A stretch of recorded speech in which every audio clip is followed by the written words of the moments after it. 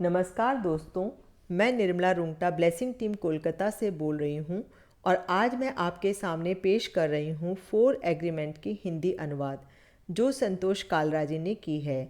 इस किताब के एक एक शब्द मोती की तरह हैं। कई बार हम कठिन परिस्थितियों में फंस जाते हैं और यह भी समझ नहीं आता कि हम कहाँ फंसे हैं, क्यों फंसे हैं और कैसे फंसे हैं। कोई रास्ता नज़र नहीं आता।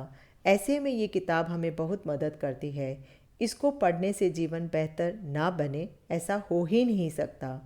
इस किताब के लेखक don Miguel Ruiz Toltec master हैं। टोल्टेक एक ऐसी सभ्यता है, संस्कृति है, जिनको अपनी भाषा में कहें तो ज्ञानी पुरुष और महिलाओं का एक ऐसा समूह है जो हज़ारों साल से बहुत सारा ज्ञान रखे हुए हैं। ये दक्षिण मैक्सिको में रहते हैं। कई बार आक्रमणकारियों ने इस ज्ञान को नष्ट करने की कोशिश की और अपने स्वार्थ के लिए दुरुपयोग भी करना चाहा। तब ईगल नाइट के गुरु डॉन मिगेल रुइस ने इस ज्ञान को जनता की भलाई के लिए सुरक्षित रखा और समय की मांग के अनुसार जनता को साझा किया। शुरुआत में उन्होंने यही बताया कि 3000 साल पहले ऐसे एक व्यक्ति जिसने आत्म साक्षात्कार प्राप्त कर लिया, जिसको समझ आ गया कि इस सृष्टि का एक एक कण जिस पदार्थ से बना है वो ईश्वर है, उसके सिवा कुछ नहीं, और हर चीज़ प्रकाश से बनी है। अब उसे यह बात समझ आ गई कि यद्यपि वह तारों से बना है पर उन तारों जैसा है नहीं। वह इस निष्कर्ष पर पहुंच गया कि मनुष्य को जो भी प्रत्यक्ष दिखाई देता है, असल में वह एक प्रकाश का दूसरे प्रकाश को देखना मात्र है, और हर चीज़ दर्पण के समान है जो प्रकाश को प्रतिबिंबित करती है और इस तरह उस प्रकाश के कई छायाचित्र बना लेती है। इस ज्ञान बोध ने उसका जीवन ही बदल डाला। उसने हर चीज़ में स्वयं को देखा, प्रत्येक व्यक्ति में, प्रत्येक जानवर में, प्रत्येक पेड़ में, पानी में, वर्षा में, बादलों में, धरती में। वह बहुत उत्तेजित था, पर उसका हृदय शांति से भरा था।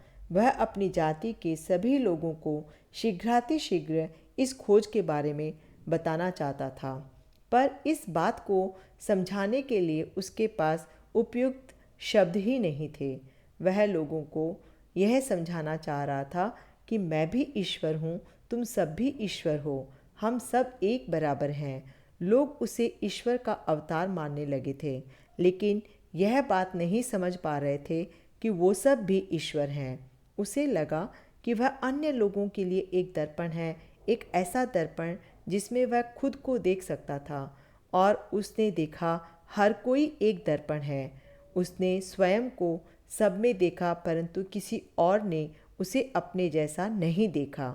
वह समझ गया था कि हर कोई सपना देख रहा है और अपनी वास्तविकता को नहीं पहचान रहा, क्योंकि वहाँ दर्पणों के मध्य कोहरे और धुएं की दीवार थी।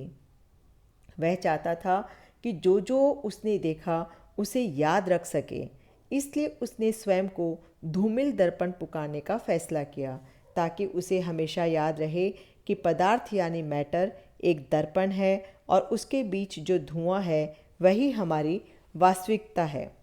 ये किताब आपको साफ साफ देखने में मदद करेगी। इसमें सबसे पहले यही बताया गया है कि बचपन से ही हमें सब बता दिया जाता है कि क्या सही है, क्या गलत है, क्या करना है, क्या नहीं करना है, क्या करने से उसे लाभ होगा, क्या करने से नहीं।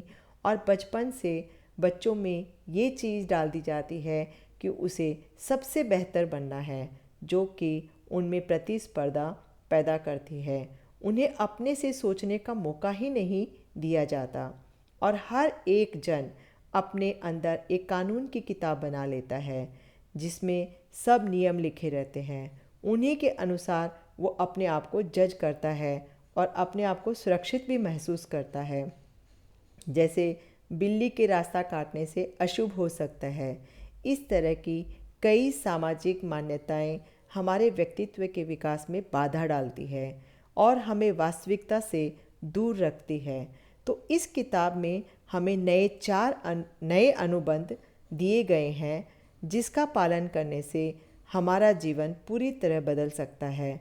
तो दोस्तों, आज इतना ही। धन्यवाद।